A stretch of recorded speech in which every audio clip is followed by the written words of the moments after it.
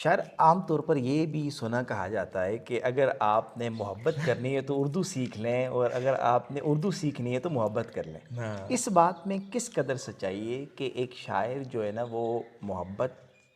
کرتا ہے، یا محبت کیے بغیر بھی ایک شاعر شاعر ہو سکتا ہے؟ اچھا دیکھیں، محبت تو جو چونکہ فطری عمل ہے، جی اور یہ نہیں ہے کہ کوئی وہ شاید بے حس انسان یا پتھر ہوگا جو کہے گا کہ مجھے محبت نہیں ہوئی، یعنی کیٹیگریز الگ ہو سکتی ہاں ہیں، آپ ہاں کو کسی سے بھی ہو جی جی سکتی جی ہے محبت، اور کئی دفعہ بھی ہو سکتی ہے۔ جی تو اچھا، شاعری کے لیے یہ ضروری نہیں ہے، شعر کے لیے یہ ضروری نہیں ہے کہ آپ کو محبت ہوگی تبھی آپ شعر کہیں، محبت اور چیز ہے۔ اچھا یہ ہو سکتا ہے کہ آپ کو، یعنی ممکن ہے کہ لوگ ایسے ہوں جنہیں محبت ہوئی اور اس کے بعد وہ شعر کہنے لگ گئے ہوں، لیکن جب شاعر بائی برتھ ہوتا ہے تو اس کے تو ضروری نہیں ہے ویسے محبت ہوگی اس کے بعد ہی وہ شعر ہے۔ جب پیدائشی شاعر ہے تو کیسے وہ ایک محبت کے عمل کے بعد شعر کہنا شروع ہوگا؟ یہ ہوگا کہ ممکن ہے اس کے بعد محبت ہو اور اس کے بعد وہ شاعری میں کچھ اور چیزیں آ جائیں، یا اس وہ کیفیت سے،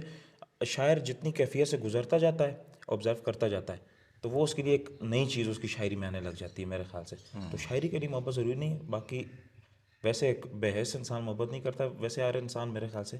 اس عمل سے گزرا ہوا ہوتا ہے۔ ہجر کو بیان کرنے کے لیے آپ کو نہیں لگتا کہ اس کیفیت سے گزرنا پڑتا ہے اور تبھی ہجر بیان ہوتا ہے؟ سر، ہجر بیان کرنا تو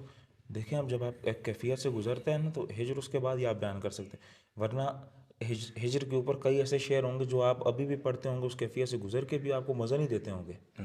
اب اس کے پیچھے وجہ کیا ہے؟ کہ مجھے یہ لگتا ہے یہ شعر ہمیں مزہ اس لیے دیتے کہ جو اس بندے نے لکھے ہیں وہ ہجر سے شاید نہیں گزرا ہوا تھا جس ہجر سے ہم گزر رہے ہیں، یعنی ہم نے شاید ہجر کو یا تو بہت قریب سے دیکھ لیا یا پھر اس بندے نے بہت قریب سے دیکھا ہوگا۔ تو یہ ہوتا ہے، یعنی اور شعر ہجر سے ظاہری بات ہے جب آپ گزرتے ہیں، ایک انسان ٹوٹا ہوا انسان، بنا ہوا انسان، دونوں میں فرق تو ہوتا ہے۔